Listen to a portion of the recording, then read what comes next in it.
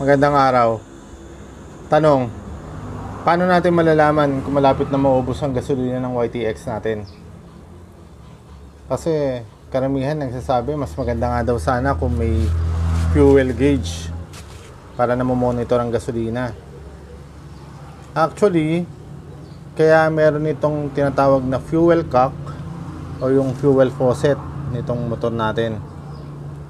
Ito yon.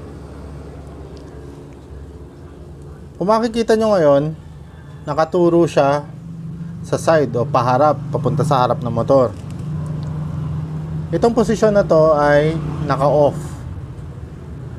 Ibig sabihin, walang mag-flow na gasolina na galing dito sa tangke pababa sa ating karburador. So, hindi aandar to. Ngayon, kung paandarin natin, kailangan